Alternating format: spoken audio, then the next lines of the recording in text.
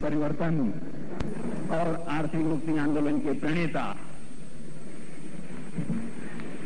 मान्यवर काशीराम जी को सुनने के लिए आप लोग आतुर हैं। मैं मान्यवर काशीराम जी को आमंत्रित करता हूं कि वे हमें अपने उद्गार से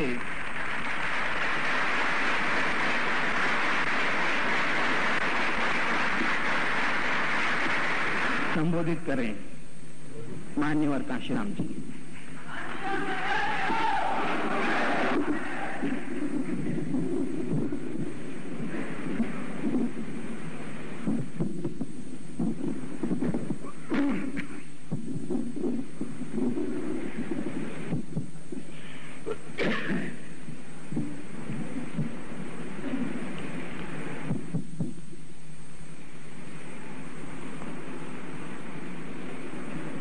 साथियों, बहुत लंबे समय के बाद मैं पढ़े लिखे कर्मचारियों की बातें सुन रहा हूं इकट्ठे होकर। गाहे बगाहे अकेले में या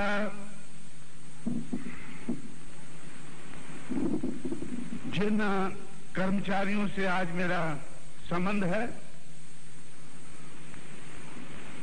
उनके माध्यम से तो मैं बातें सुनता भी रहता हूं, सुनाता भी रहता हूं, लेकिन मध्य प्रदेश के कर्मचारी इकट्ठे होकर मुझसे अपनी कुछ बातें कहें, उसके लिए तो लंबे अरसे के बाद ये मेरा पहला ही मौका है। कर्मचारियों को इकट्ठे करके उनसे मैं कुछ बात कहूं, इसके लिए मैंने लंबे अरसे से कोशिश नहीं की है। जानबूझकर मैंने ऐसी कोशिश नहीं की है।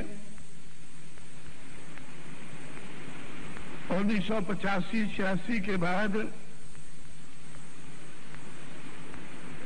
जब से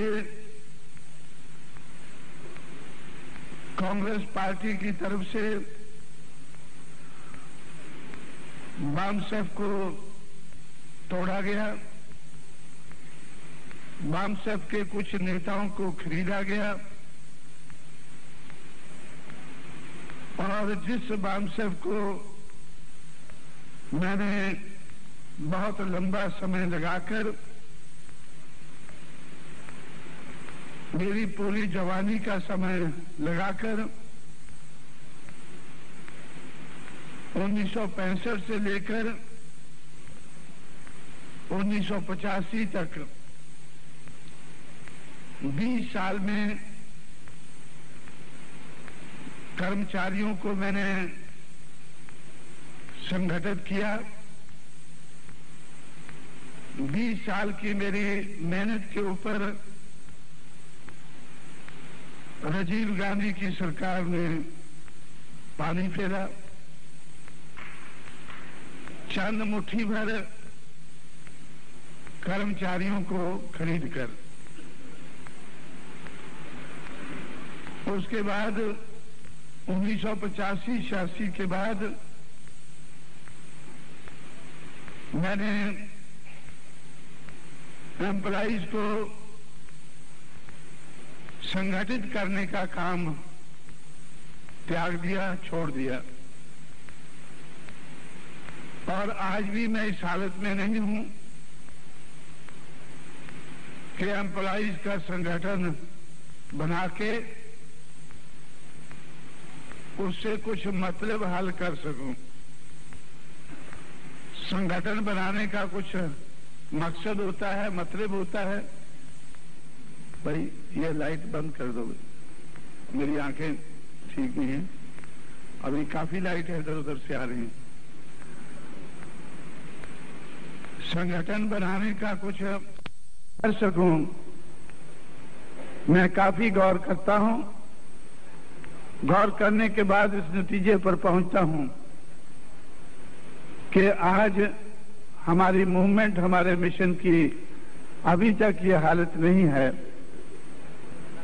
कि हम ऐसा संगठन बनाकर उससे कुछ मकसद या मतलब हल कर सकें। बल्कि मेरा ऐसा ख्याल बनता जा रहा है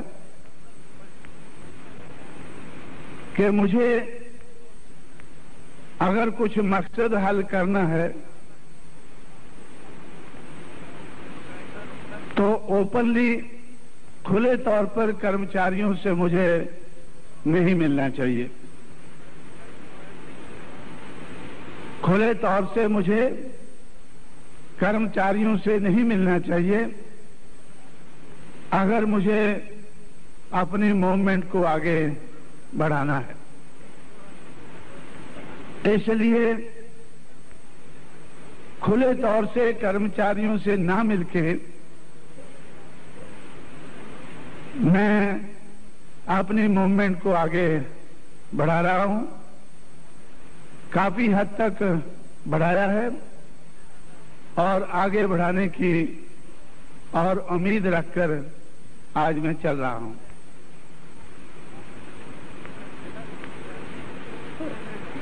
क्योंकि खुले तौर पर अगर कर्मचारी मुझसे मिलते हैं तो मूवमेंट को फायदा होने की बजाय नुकसान होने का डर रहता है। कर्मचारियों को भी नुकसान होने का डर रहता है और कर्मचारी आज तक अपना नुकसान कराने के लिए मुझे तैयार नजर नहीं आते हैं। अगर उनका नुकसान होता है तो उनको पछताना पड़ता है, तो मैं नहीं चाहता हूं कि उनको पछतावा हो। अभी अभी पंजाब में चुनाव हुआ, एक आईजी पुलिस का इंस्पेक्टर जनरल इलेक्शन कमिश्नर ने इसलिए ट्रांसफर कर दिया, उनको उनके क्षेत्र से हटाकर दूसरे क्षेत्र में ना भेज के रेलवे का आईजी लगा दिया गया। क्या कारण? कि वो खुले तौर से मुझसे मिलता था, खुले तौर पर वो मुझसे मिलता था। मैंने उनसे कई बार कहा कि भाई खुले तौर पर आप मुझसे मिलकर क्या करना चाहते हैं? अभी तो आपकी काफी सर्विस है, अभी तो आप पॉलिटिक्स में भी आना नहीं चाहेंगे, तो आप खुले तौर से जो मुझसे मिलते हैं और इस मुलाकात को उछालते हैं तो उससे आपका नुकसान हो सकता है और मिशन का कोई फायदा नहीं होगा, मूवमेंट का कोई फायदा नहीं होगा। लेकिन बहुत से IG police, DIG police, SSP, district collector, secretaries छोटे बड़े सेक्रेटरी, हर महकमे के बहुत से अधिकारी मुझसे मिलते हैं। किसी को कानो कान खबर नहीं होती कि वो मुझसे मिलते हैं, और उसी के आधार पर मैं अपनी मूवमेंट चला रहा हूं। समाज की मूवमेंट चल रही है, समाज आगे बढ़ रहा है। किसी को कानो कान खबर नहीं होती कि मुझसे कौन मिलता है। ऐसा रवैया रखना, खासकर जो ऊंचे लेवल के अधिकारी है उनके लिए बड़ा जरूरी होता है। जो ऊंचे लेवल के अधिकारी होते हैं उनके लिए बड़ा जरूरी होता है। आजकल जो देश का कारोबार चल रहा है उसमें बहुत सोच समझकर चलने की जरूरत है। हमारी मूवमेंट ना बन सके, हमारी बात आगे ना बढ़ सके, हमें बहुत सोच समझकर चलने की जरूरत है, क्योंकि इसको रोकने के लिए हर तरफ से कोशिश की जाती है।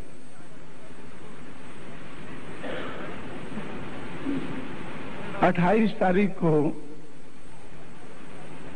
35 साल की सर्विस के बाद एक आईएएस ऑफिसर रिटायर हुआ है। आज 2 तारीख है, 2 दिन पहले 28 तारीख को 1962 का सेलेक्ट हुआ आईएएस ऑफिसर 28 तारीख को सेक्रेटरी लेवल का अधिकारी बनके, सेंट्रल गवर्नमेंट का सेक्रेटरी लेवल का अधिकारी बनके रिटायर हुआ। सुबह रिटायर हुआ, शाम को उसको चार्जशीट मिल गई। रिटायर होने के बाद एक 35 साल सर्विस में रहे हुए शेड्यूल कास्ट के अधिकारी को सुबह रिटायर होता है और शाम को चार्जशीट मिल जाती है। रिटायर होने के बाद में भी वो सुख शांति से ना रह सके या अपने समाज के लिए कुछ ना कर सके, इस किस्म का आज देश में कारोबार चल रहा है। जब उसको चार्जशीट मिली,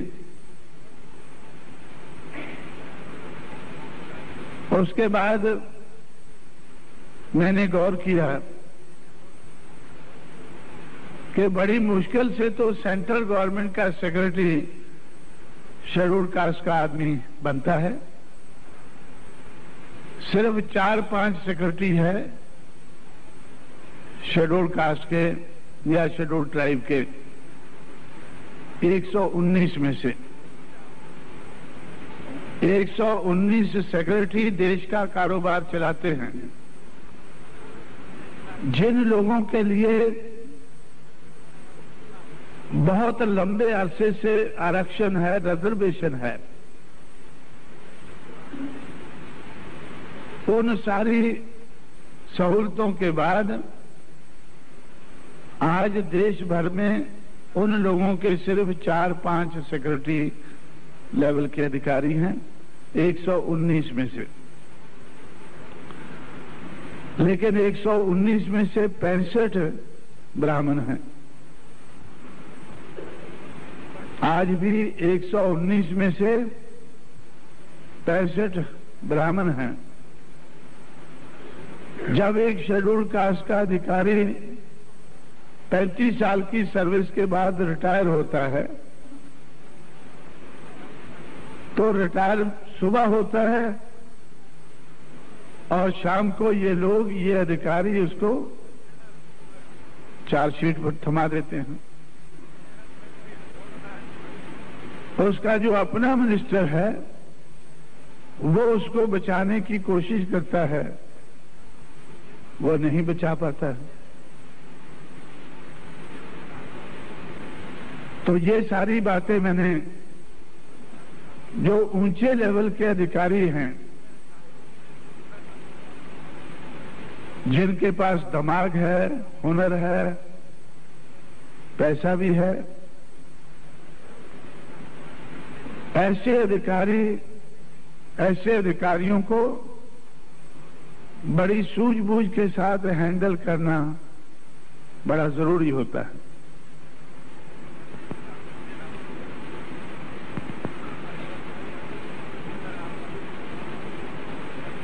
इस अधिकारी के साथ, इस सेक्रेटरी के साथ ऐसा क्यों हुआ? स्टेट में सबसे बड़ा सेक्रेटरी चीफ सेक्रेटरी होता है। स्टेट में, हर स्टेट में चीफ सेक्रेटरी सबसे बड़ा अधिकारी होता है,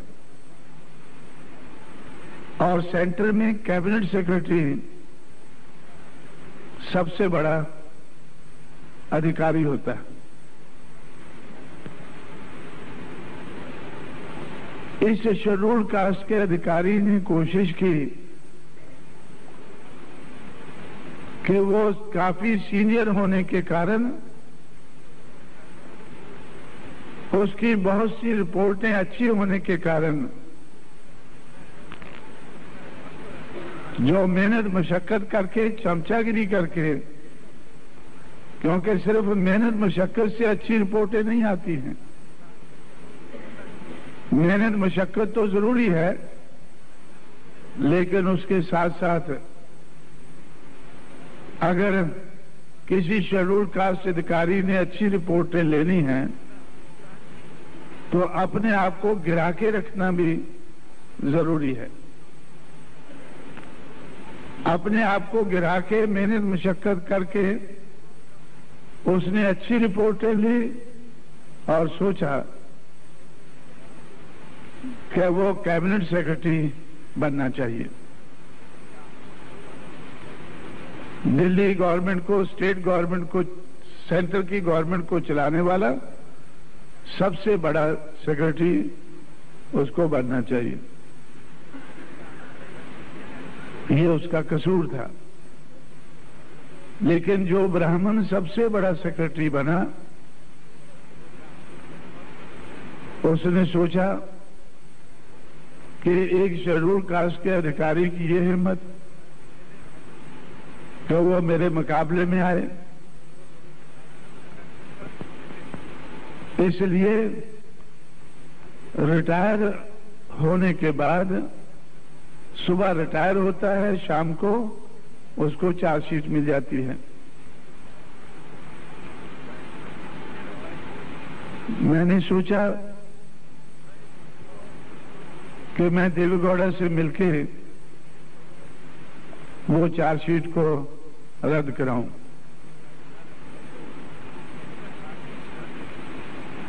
लेकिन उसी अधिकारी ने मुझसे कहा कि आप ऐसी कोशिश ना करें, आपके कहने से कहीं मेरा काम और मुश्किल ना हो जाए। मुझे कोर्ट में जाकर ये काम करना होगा।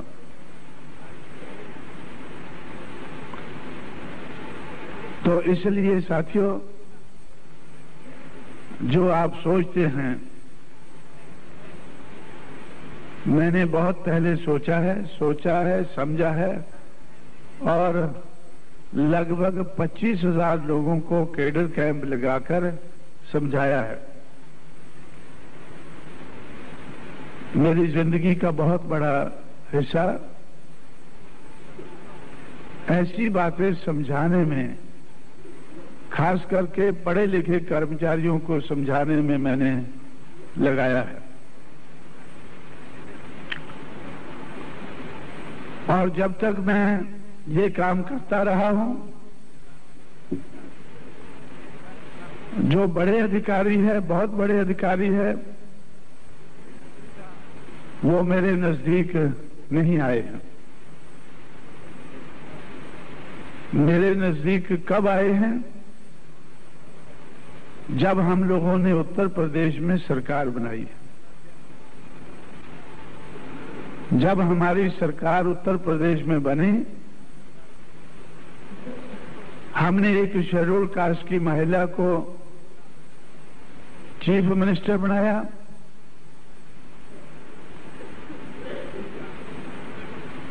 एक चमारी को चीफ मिनिस्टर बनाया और एक चमार को चीफ सेक्रेटरी बनाया। और उसके नीचे जो 137 आईएएस ऑफिसर उत्तर प्रदेश में हमें शेड्यूल कास्ट के नजर आए और 6 शेड्यूल ट्राइब के,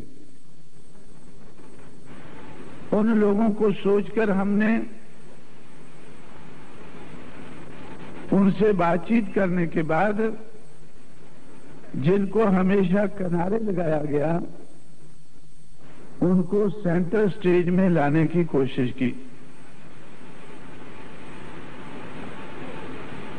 एक चमार को हमने चीफ सेक्रेटरी बनाया जो 1962 के बैच का था, और जो 1961 के बैच का था उसको हमने पब्लिक सर्विस कमीशन का चेयरमैन बनाया। और शेड्यूल ट्राइब का 1964 के बैच का एक आदमी था, आईएएस ऑफिसर था, उसको हमने चीफ सेक्रेटरी से दूसरे नंबर का जो होता है एग्रीकल्चर प्रोडक्शन कमिश्नर, उसको उस जगह पर लगाया। दोनों जगह पर उत्तर प्रदेश का चीफ सेक्रेटरी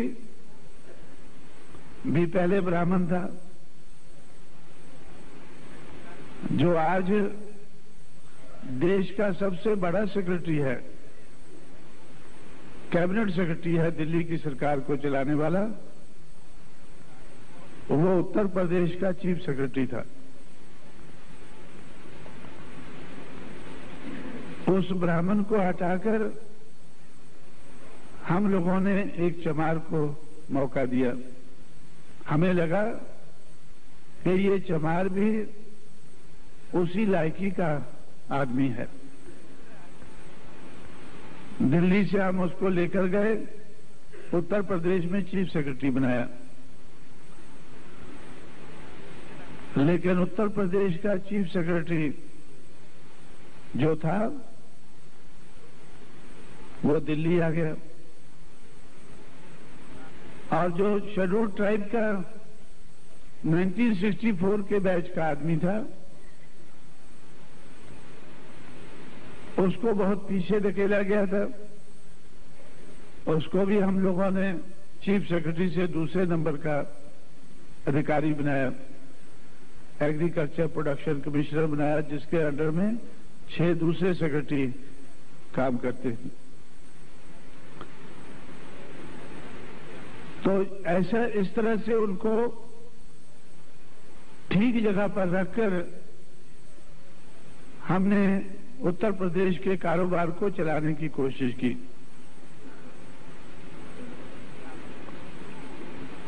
तो ये उत्तर प्रदेश के बहुत से अधिकारियों ने, राव साहब जो उस वक्त देश के प्राइम मिनिस्टर थे, नरसिम्हा राव साहब से मिले वो, उन्होंने कहा कि भाई हमें सेंटर में ले लो। उत्तर प्रदेश में कांशीराम हमें परेशान करेगा, इसलिए आप हमें सेंटर में ले लो। राव साहब ने मुझसे कहा कि भाई ऐसी उत्तर प्रदेश के जो ऊंची जाति के आईएएस ऑफिसर है उनकी शिकायत है, तो आप थोड़ा उनका ख्याल रखें। मैंने उनसे कहा कि भाई का ख्याल रखूंगा, लेकिन जिनका आज तक ख्याल नहीं रखा गया उनका भी तो मुझे ख्याल रखना है। जिन लोगों का आज तक ख्याल नहीं रखा गया, क्या मुझे उनका ख्याल नहीं रखना चाहिए? और फिर वो आपको कहते हैं आके कि भाई हमें सेंटर में ले लो।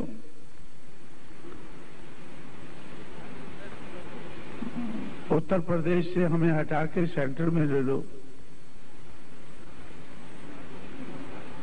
मैं समझता हूं कि आप उनसे कहें कि आप अपना रवैया सही रखें, सही ढंग से काम करें, यही बेहतर रहेगा। ठीक है, आज आप वो कहते हैं कि हम उत्तर प्रदेश में मुश्किल में हैं, हमें सेंटर में ले लो। मेरा इरादा नेक नहीं है। मेरा इरादा है कि मुझे अपने समाज को सेंटर का हुक्मरान समाज बनाना है। सेंट्रल गवर्नमेंट बहुजन समाज की गवर्नमेंट होनी चाहिए। जब सेंट्रल गवर्नमेंट बहुजन समाज की होगी तो फिर वो कहां जाएंगे? फिर उनको यूएनओ में भेज देंगे सबको। तो इसलिए हमें बेहतर तो यही है कि हमें इसी देश में रहना है और सही ढंग से रहना चाहिए। मैं भी उनका ख्याल रखूंगा, लेकिन जिनका आज तक ख्याल नहीं रखा गया उनका भी मुझे ख्याल रखना है और उनके माध्यम से उन करोड़ों लोगों का ख्याल रखना है जिनका आज तक ख्याल नहीं रखा गया। जो लोग अन्याय अत्याचार के शिकार हैं उनका हमें ख्याल रखना है। इसीलिए हम लोगों ने मिलजुल कर ऐसी ये सरकार बनाई है। इसलिए 2 महीने के थोड़े समय में हमें गुंडा एक्ट जो उत्तर प्रदेश में जो शरीफ लोगों के खिलाफ इस्तेमाल होता था, बहुजन समाज पार्टी की सरकार ने वो गुंडों के खिलाफ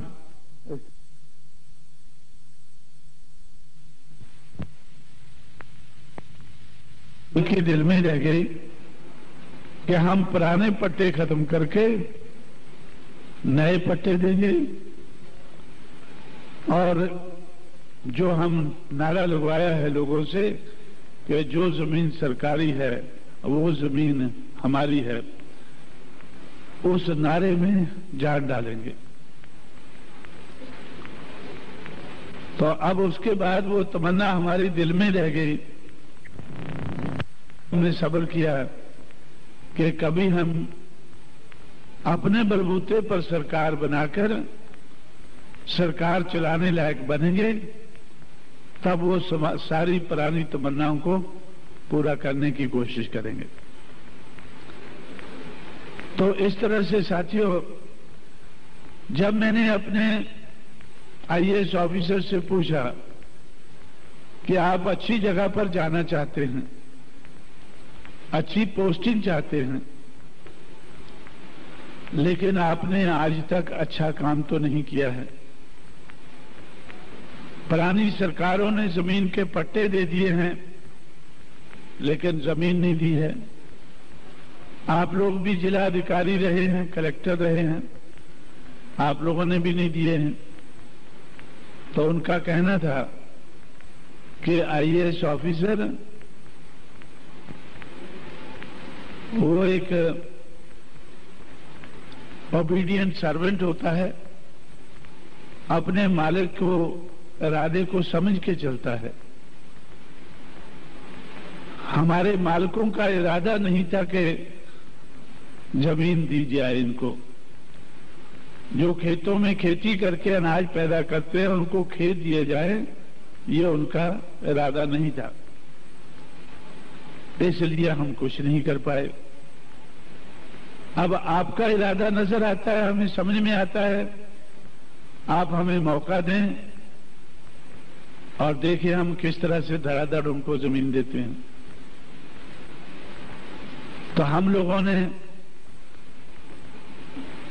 उनको रोटेट करके 45 जिला अधिकारियों को, 45 एसएसपी को बदलकर रोटेट करके उनको मौका दिया और 2 महीने के थोड़े समय में लगभग 2 लाख एकड़ का हम पोजेशन दे पाए। तो इस तरह से साथियों, एजुकेटेड एम्प्लॉइज को अपनी जिम्मेवारी का एहसास नहीं था, नहीं है, और ना ही वो हिम्मत कर पा रहे हैं। जितना बड़ा अधिकारी है उतना ज्यादा वो बुज़दिल है। वो अपने समाज के लिए अपने आप को मुश्किल में डालने की कभी सोच नहीं सकता है, और अपना जो सुख चैन है उसको छोड़ना नहीं चाहता है। अगर वो इसके लिए तैयार हो जाए, सिर्फ इतनी सी कुर्बानी देने के लिए तैयार हो जाए कि वो अपना सुख चैन छोड़कर वो अपने समाज को लायक समाज बनाने में लगेगा, उसकी नालायकी को दूर करके लायकी बनाने में लगेगा, तो मैं समझता हूं कि इतनी छोटी सी कुर्बानी से समाज का बहुत बड़ा फायदा हो सकता है, लाभ हो सकता है। जैसे सुभाष चंद्र बोस आईसीएस ऑफिसर थे, ऐसे बहुत से हमें ब्राह्मण ऑफिसर आईसीएस नजर आते हैं जिन्होंने 1947 से पहले अपना सुख चैन त्याग करके वो अंग्रेजों को निकाल के इस देश का कारोबार अपने हाथ में ले सके, ऐसा उन्होंने काम किया। लेकिन हमारे समाज में आज तक भी मुझे ऐसा नजर नहीं आता है।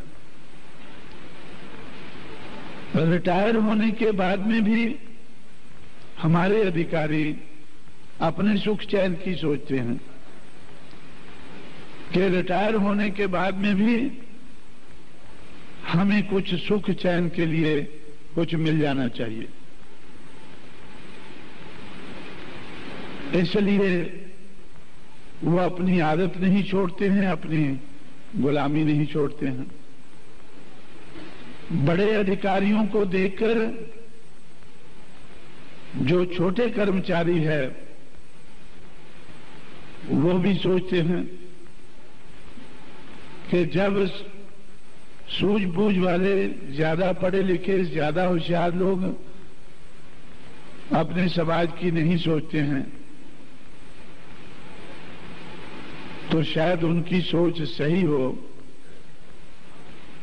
हमें भी अपने आप को मुश्किल में नहीं डालना चाहिए,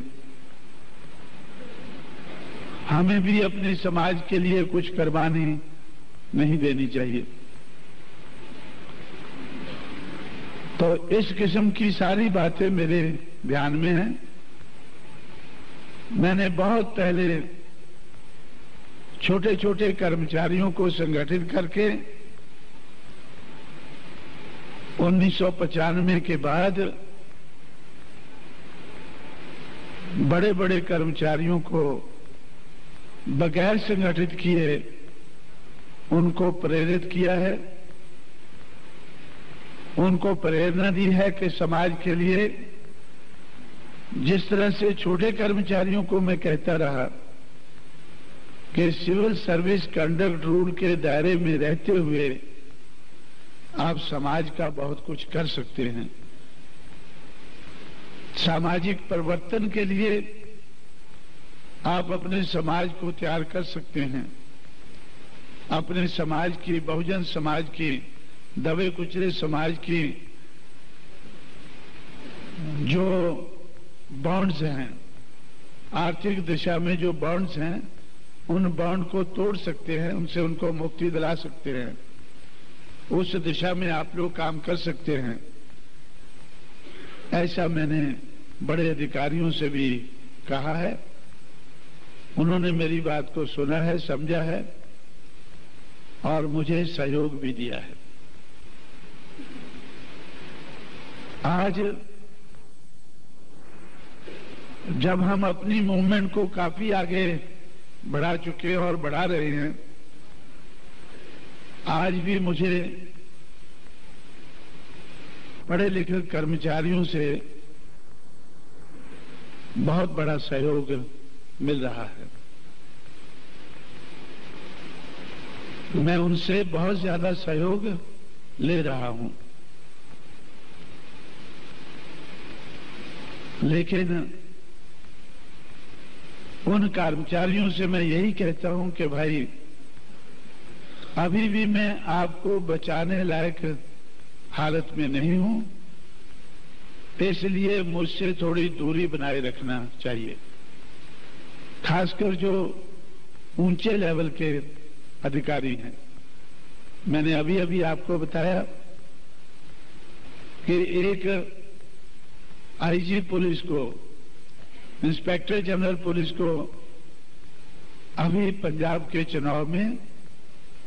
चुनाव से हटाया गया, दूर रखा गया और रेलवे पुलिस में उसको भेजा गया, क्योंकि वो मेरे नजदीक आकर हल्ला गुल्ला करता रहता था। तो इसलिए साथियों, आप लोग सोचते होंगे कि बहुत लंबे अरसे से मैंने आप लोगों से या पढ़े लिखे कर्मचारियों से मिलने की कोशिश नहीं की है, जानबूझकर नहीं की है, उनको संगठित नहीं किया है। हमारे एक साथी बोलकर गए हैं कि उनका संगठन बनाना चाहिए। पढ़े लिखे कर्मचारियों का मुझे संगठन बनाना चाहिए। मैं समझता हूं कि आज भी मुझे उनका संगठन नहीं बनाना चाहिए। मैंने संगठन बनाकर देखा है और संगठन चलाने वाले बनाकर देखे हैं जो चंद सिक्कों में बिककर अपने समाज को बहुत बड़ी मुश्किल में डाल चुके हैं।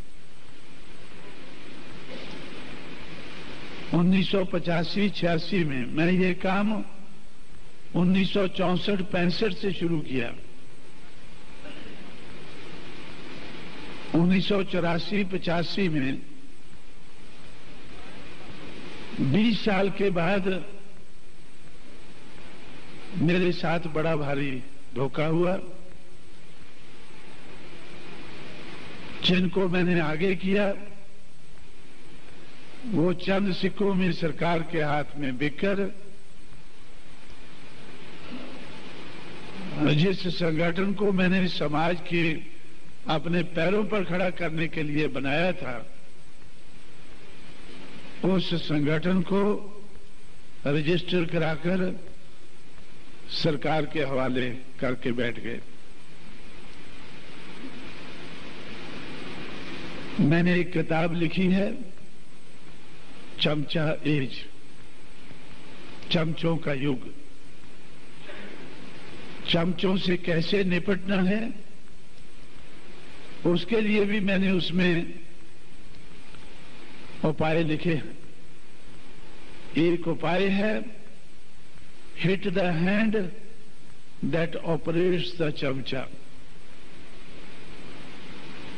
चमचों से मत उलझो, चमचों को मत तोड़ो, क्योंकि अगर एक चमचा मैंने ऐसा है उसको हट किया, वो टूट जाएगा, तो हमारा दुश्मन दूसरा चमचा उठा लेगा।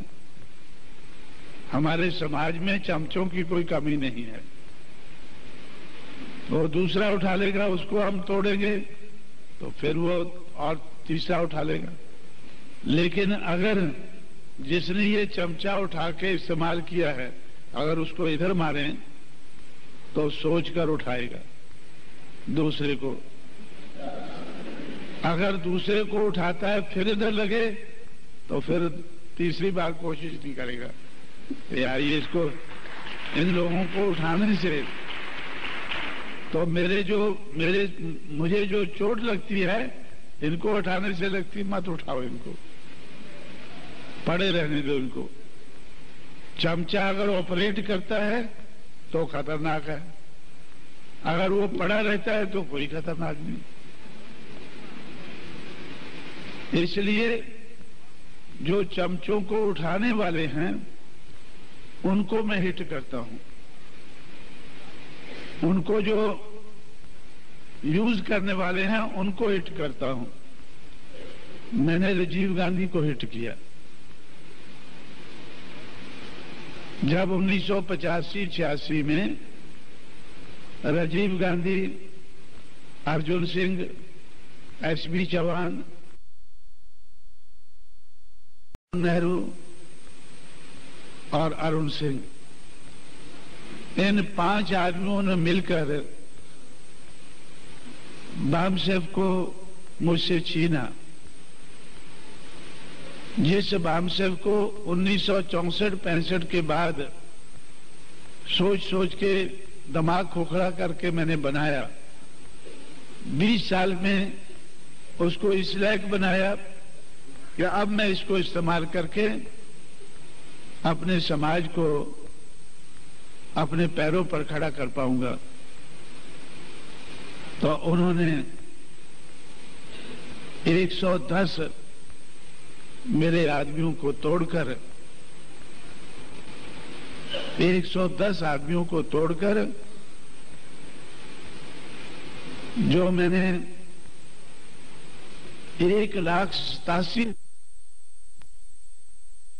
श्री अर्जुन सिंह ने, जो उस वक्त पंजाब का गवर्नर था, पंजाब के कुछ लोगों को तोड़ना शुरू किया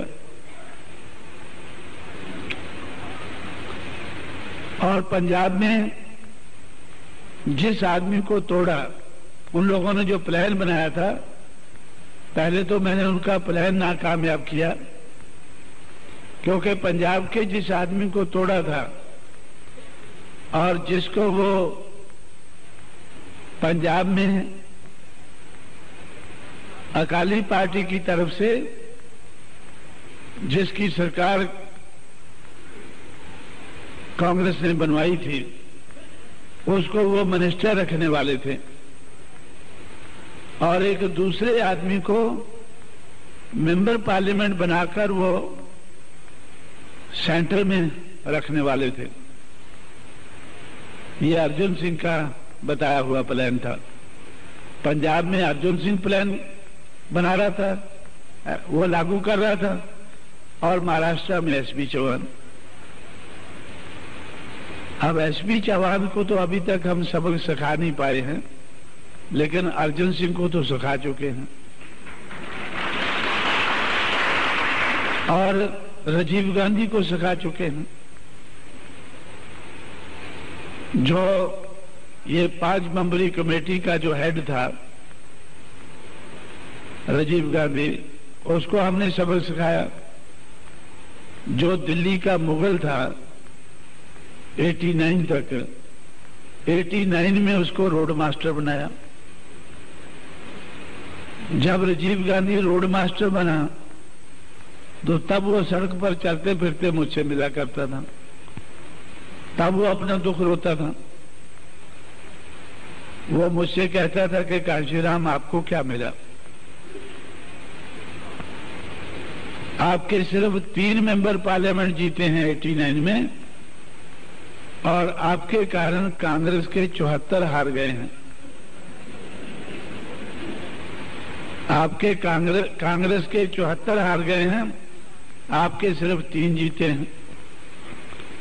अगर आप मेरे साथ समझौता करके चुनाव लड़ते तो आपके 30 जीत जाते और मेरी सरकार बनी रहती। मैंने उनसे कहा कि 89 के लिए इतना ही काफी है, 89 के लिए इतना ही काफी है, बाकी आके देखेंगे क्या करना।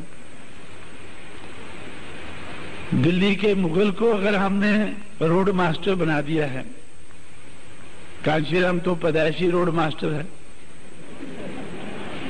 तो कांशीराम को तो कोई फर्क नहीं पड़ता है। लेकिन जब दिल्ली का मुगल रोड मास्टर बनता है तो वो जरूर सोचता है कि मैं रोड मास्टर क्यों बनाऊं भाई, वो जरूर सोचेगा और कभी कभी मेरे से बातें करेगा रोड मास्टर की हैसियत से, दिल्ली के मुगल की हैसियत से नहीं। जब वो बातें करेगा तो वो मेरे दुख दर्द को समझेगा और मैं भी उसको समझा पाऊंगा। मैंने उससे कहा कि आपने मेरे 110 आदमी तोड़े हैं या नहीं तोड़े हैं, उनका मुझे पूरा रिकॉर्ड बताओ। 110 आदमी आपने मेरे कैसे तोड़े हैं, बामसेब को आपने कैसे रजिस्टर कराया,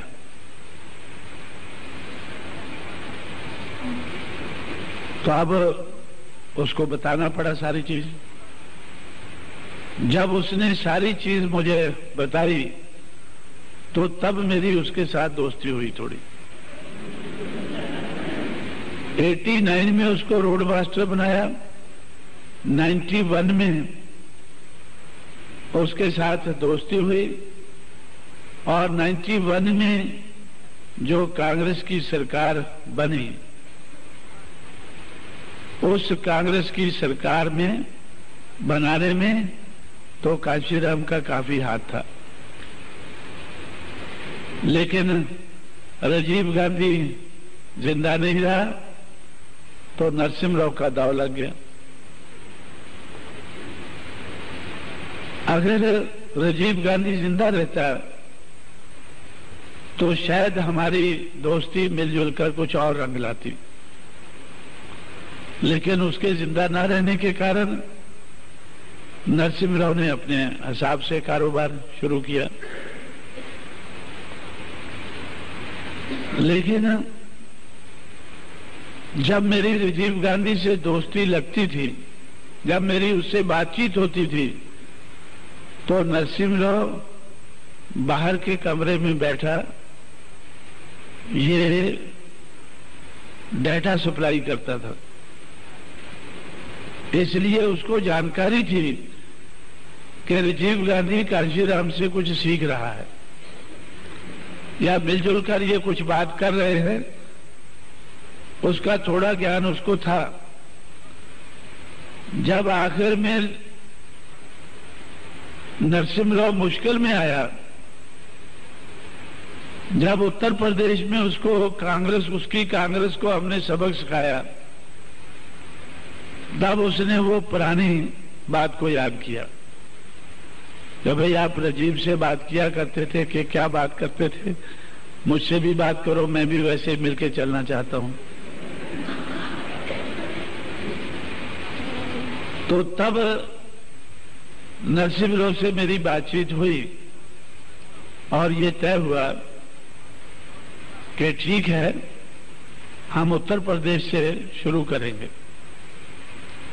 उत्तर प्रदेश के बाद पंजाब में, पंजाब के बाद मध्य प्रदेश में, उसके बाद पूरे देश में। अक्टूबर में रिजल्ट निकलेगा और अक्टूबर के बाद का प्रोग्राम सारा तय हो गया। लेकिन नरसिम्हा बेचारा राजीव गांधी से तय हुआ, वो मर गया। नरसिम्हा पॉलिटिकली मर गया बेचारा। अब कांग्रेस का ये अभी केसरी है, तो केसरी ने कहा कि भाई मैं आपके साथ मिलकर चलना चाहता हूं, लेकिन उसकी बेचारे की अपनी मजबूरियां बहुत है। वो बार बार कहता है कि मुझे कांग्रेस को रिवाइव करना है। मैं बोला भाई, और वैसे ही बनाना जैसे पहले हुआ करती थी। तो मैंने उनसे साफ कहा एक दिन कि वैसे तो मैं नहीं बनने दूंगा भाई। कांग्रेस को रिवाइव मैं भी करना चाहता हूं एक हद तक, 200 एमपी तक। 200 एमपी तक कांग्रेस चली जाए या बीजेपी चली जाए या कोई और यूनाइटेड फ्रंट चला जाए, मुझे ऐतराज नहीं है। लेकिन 272 से मुझे 75 एमपी नीचे रखना बड़ा जरूरी है। 272 होते हैं तो सरकार बनती है, तो 200 से नीचे रखना या सरकार बनाने से 75 एमपी नीचे रखना किसी भी पार्टी को, यह हमारे लिए बड़ा जरूरी है।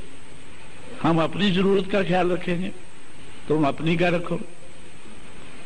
तो इसलिए हमने सोचा कि भाई केसरी जी, आप कांग्रेस को रिवाइव करो, लेकिन अगर हमारे साथ मिलकर करना है तो इस बात को ध्यान में रखो कि हम कभी भी कांग्रेस के 200 से ज्यादा एमपी नहीं जीतने देंगे। अगर आप लोग रिवाइव भी होते हैं, अगर कभी आपकी सरकार बनती भी है, तो हमारी मदद से बननी चाहिए, हमारी मर्जी से बननी चाहिए। हमारा और आपका समझौता इसी बात को ध्यान में रखे हो सकता है। अब उत्तर प्रदेश का तो चला गया, पंजाब का करना था।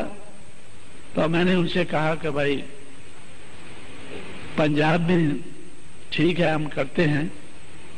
उत्तर प्रदेश में हमने समझौता किया, कांग्रेस को घुटनों के नीचे लगाकर समझौता किया। अब पंजाब में तो कांग्रेस की हालत अच्छी है।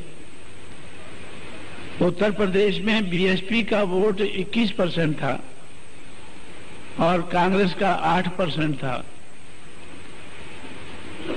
और कांग्रेस की और बीएसपी की हालत को ध्यान में रखकर हम लोगों ने कांग्रेस से समझौता किया था। लेकिन पंजाब में तो हमारा वोट 9% है और आपका 35% था पिछले चुनाव में। जिस चुनाव के आधार पर हमने उत्तर प्रदेश में समझौता किया था, उसी चुनाव के आधार पर हम पंजाब में नहीं कर पाएंगे। फिर भी कांग्रेस को हमें बड़ी शक्ति मानना ही होगा पंजाब में। उत्तर प्रदेश में जब मैंने समझौता किया था कि 425 सीटें हैं, तो उसमें से 300 बीएसपी लड़ेगी और 125 कांग्रेस लड़ेगी। मैं समझौता करने के लिए क्यों तैयार हुआ हूं? क्योंकि महाराष्ट्र में युति जारी होती। महाराष्ट्र में युति हुई थी 1971 में कांग्रेस और रिपब्लिकन पार्टी में। तो मोहन धारिया और दादा साहब गायकवाड़ दोनों ने अनाउंस किया था पूना की गाड़गे महाराज धर्मशाला में के 15 साल बाद ये युति हुई है। दो विचारधाराओं की युति हुई है, लेकिन मुझे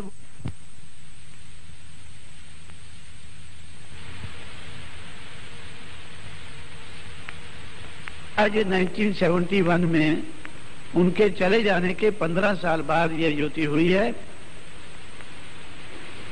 दो विचारधाराओं की युति हुई है, लेकिन मुझे वो युति अच्छी नहीं लगी। मैं उस वक्त गाड़गे महाराज धर्मशाला के बाहर खड़ा उस युति के बारे में सुन रहा था, समझ रहा था, सोच रहा था कि ये कैसी युति झाली भाई। 521 पार्लियामेंट की सीटें हैं उस वक्त थी, आज 543 हैं। 521 में से 520 गांधी के हिस्से में आई हैं और एक अंबेडकर के हिस्से में। गांधी के हिस्से में 520 और अंबेडकर के हिस्से में एक। ऐसी युति तो नहीं होनी चाहिए थी, इस लेवल पे तो युति नहीं होनी चाहिए थी। लेकिन जब हम लोगों ने 1996 में, जून 1996 में जब हम लोगों ने उत्तर प्रदेश में युति की तो मुझे अच्छा लगा। 300 अंबेडकर के हिस्से में आई और 125 गांधी के हिस्से में आई। इस लेवल पर तो नहीं की जिस तरह से उन्होंने अंबेडकर को एक ही सीट दी थी। हम गांधी को एक तो नहीं दे पाए, लेकिन 125 पर ले आए। 425 में से 125 उनको पर ले आए। तो कांग्रेस के लोगों को बहुत बुरा लगा, खासकर शरद पवार को बहुत बुरा लगा। शरद पवार ने राव के सामने मुझसे पूछा, क्या हमारी युति हो रही है? कांग्रेस वाले आपसे युति करना चाहते हैं, बीएसपी कितनी सीटें लड़ना चाहेगी?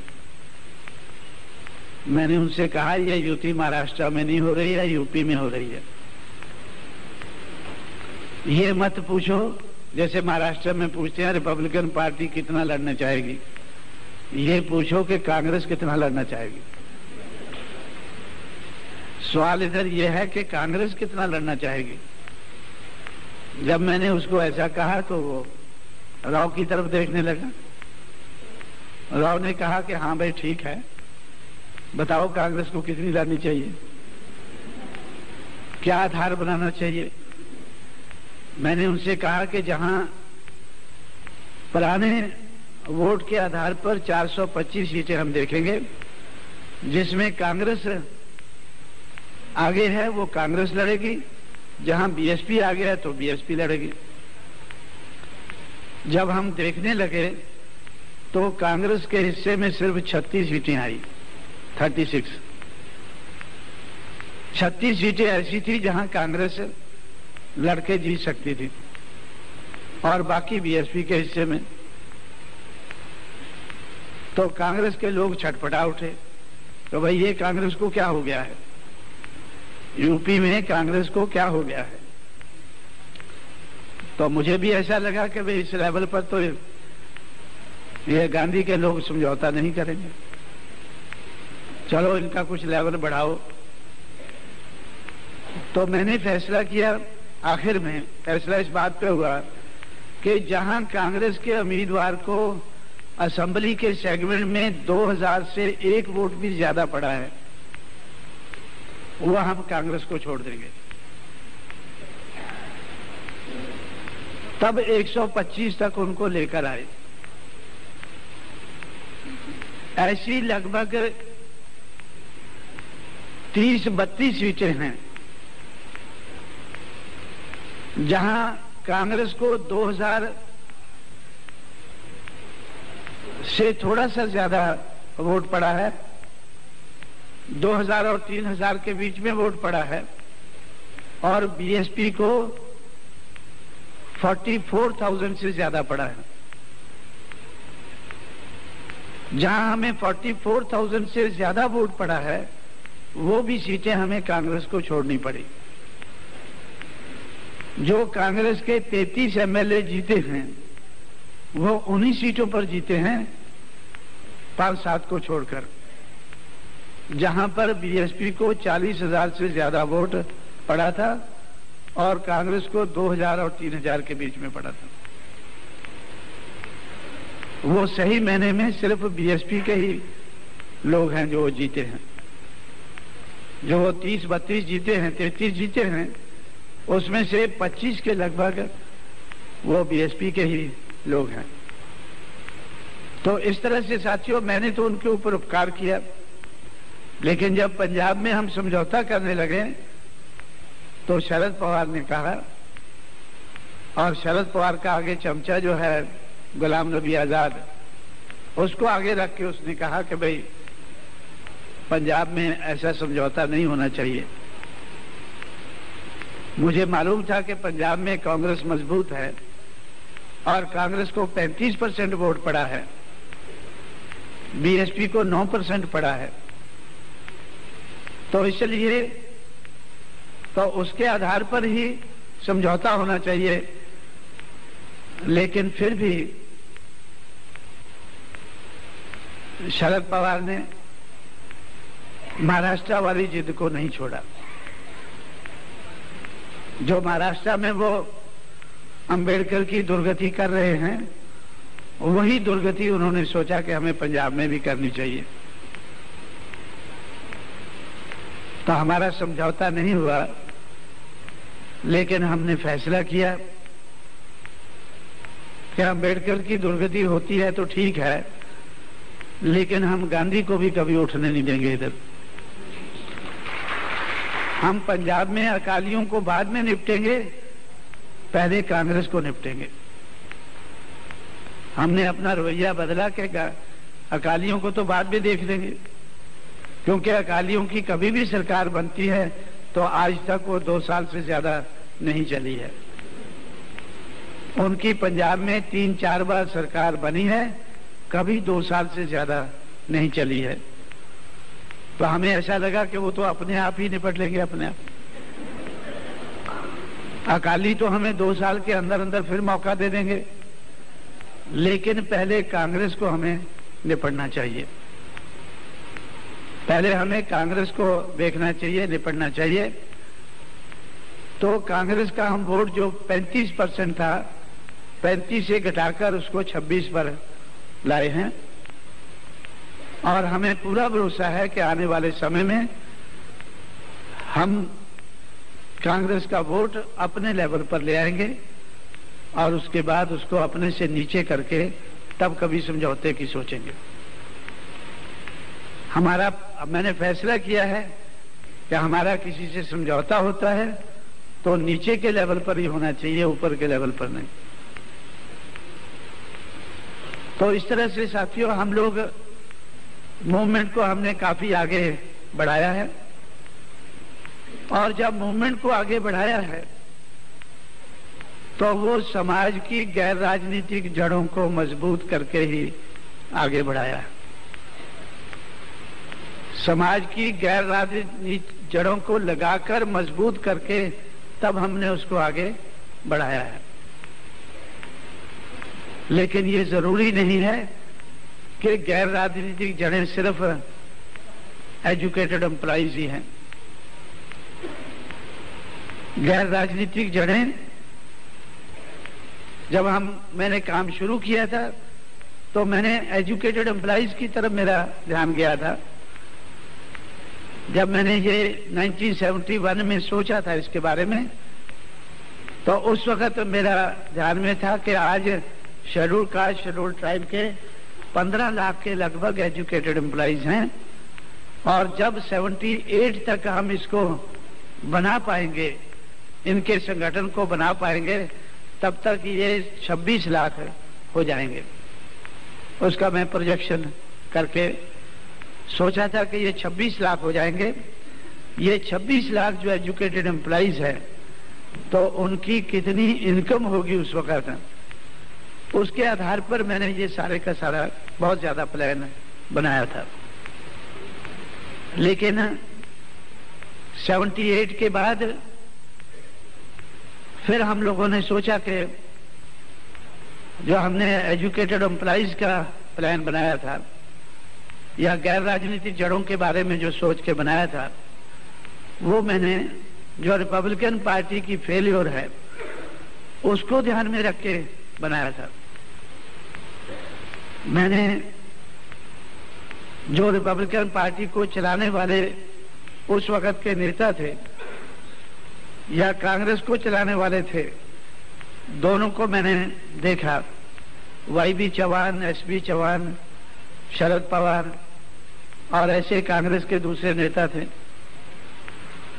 दादा साहब गायकवाड़, दादा साहब रूपवते, बैरिस्टर खोबरागढ़े और कुछ ऐसे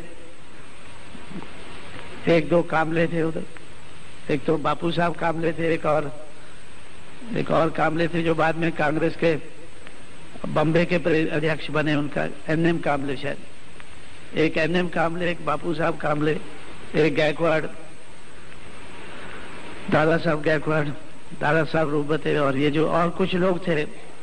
तो उन लोगों की तरफ मेरा जब ध्यान जाता था तो मुझे लगता था कि भाई ये कांग्रेस के नेताओं के मुकाबले में ठीक ठाक ही हैं, ये उनके मुकाबले में नालायक नहीं हैं। जिस लायकी के कांग्रेस के नेता हैं लगभग उसी लायकी के ये लोग हैं, और इनकी चाहत में भी कोई मुझे उस वक्त तक ज्यादा कमी नजर नहीं आती थी। 1965-66 तक, जब तक 1966 में जब गायकवाड़ और कामले ग्रुप के बाद एक और ग्रुप बना था, वो जो गवर्नर बना था ना, क्या नाम था उसका, भंडारे, महाराष्ट्र में एक भंडारे था, भंडारे का ग्रुप बना 1966 में। जब मैं बॉम्बे में देखने गया, तीनों ग्रुप की सभा एक ही दिन बॉम्बे में थी। तो जब मैं उधर देखने गया तो पता चला कि 3 ग्रुप से ये लोग खुश नहीं हैं। इसलिए बाबा साहब अम्बेडकर के लड़के ने ऐलान किया कि भाई मैं भी अपना ग्रुप बना रहा हूं। 1966 की बात है। तो मैंने देखा ये तो 4 ग्रुप बना के बैठ गए हैं।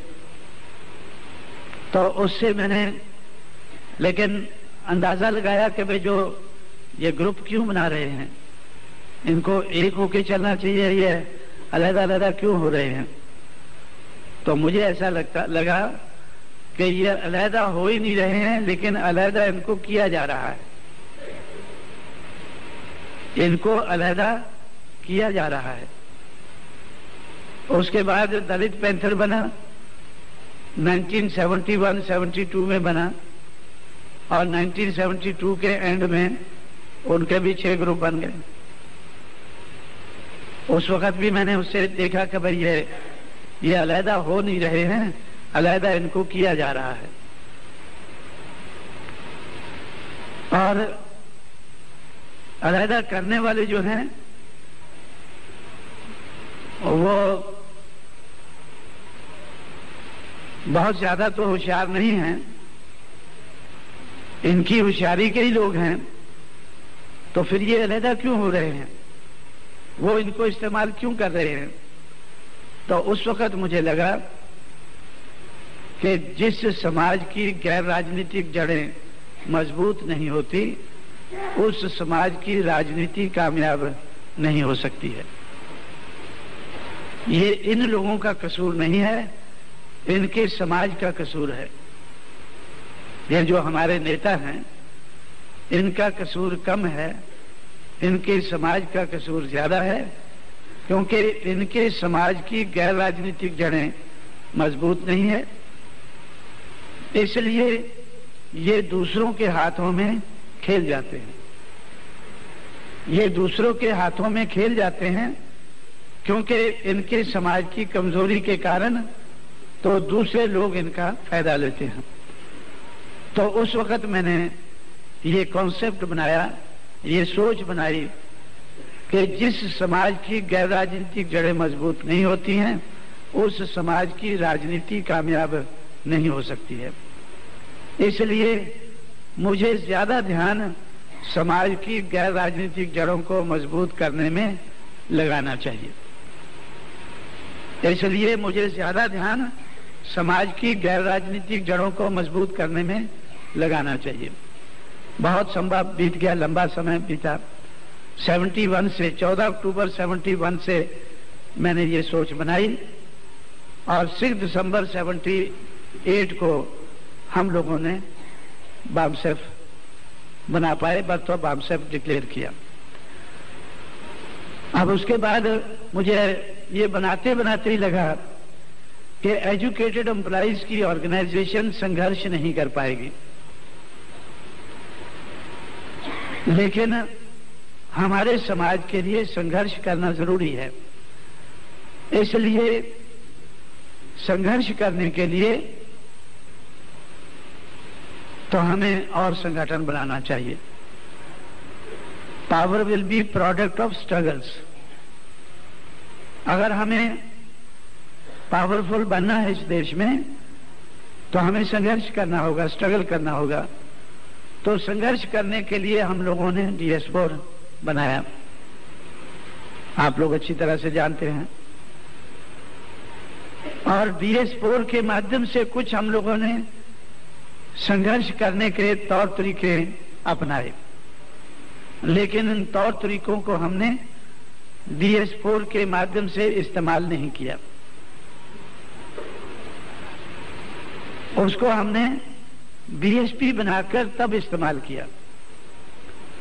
तो 14 अप्रैल 1984 को हम लोगों ने BSP बनाकर उन तौर तरीकों को BSP के माध्यम से हम लोगों ने इस्तेमाल किया ताकि BSP को इसका लाभ मिल सके।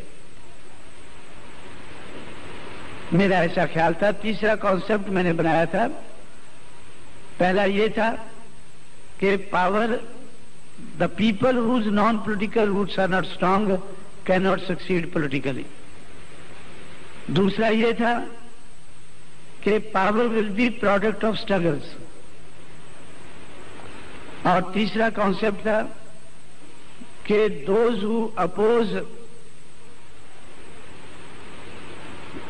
who oppose successfully will be required to propose।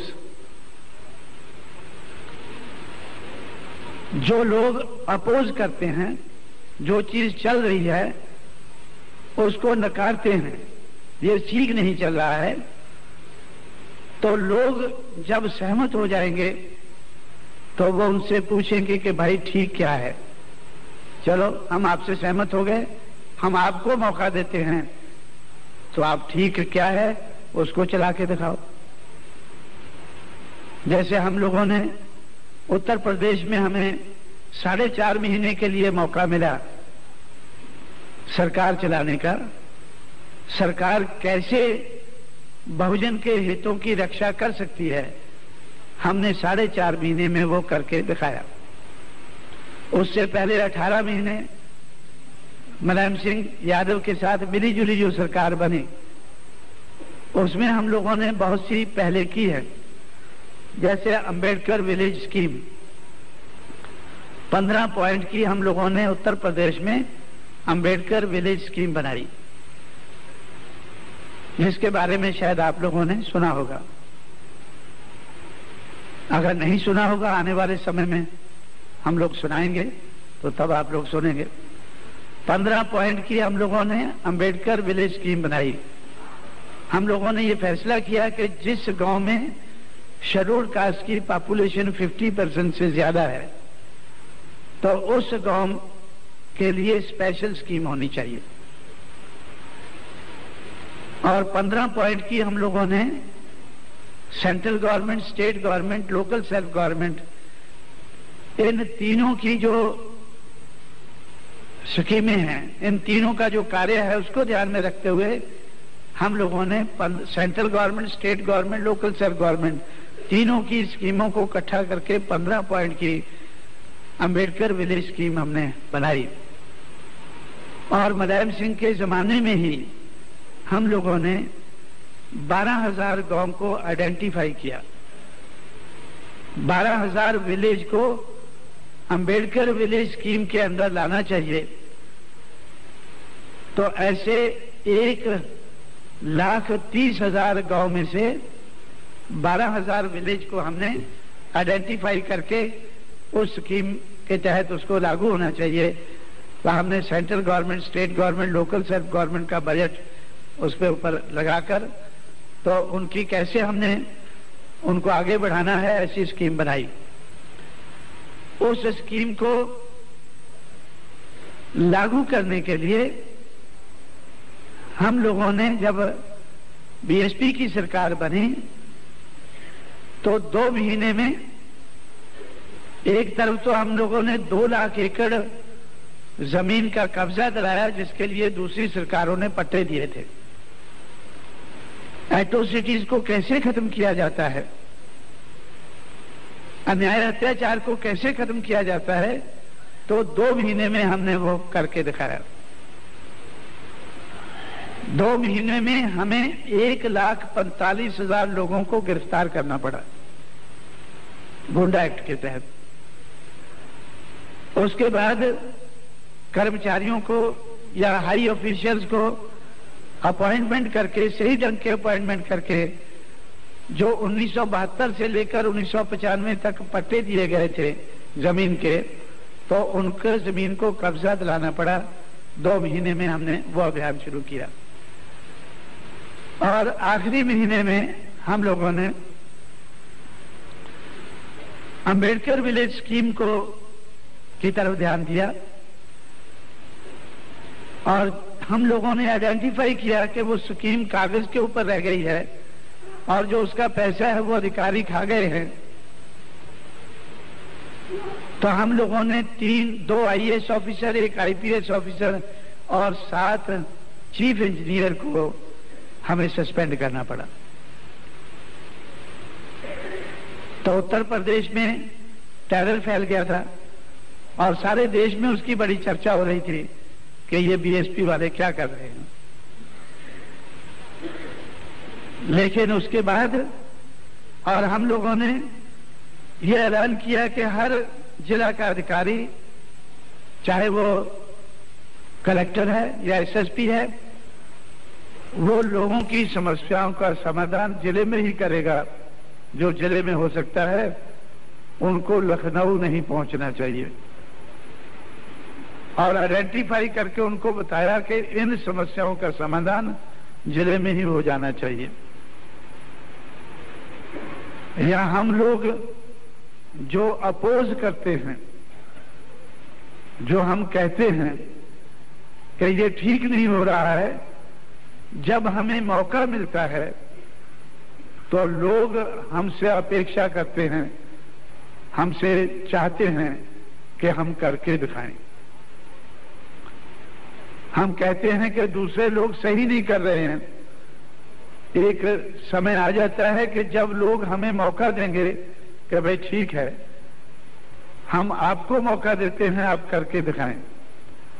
जब हम लोगों ने 4.5 महीने में करके दिखाया तो हमारा वोट 11% से बढ़कर 21% हो गया।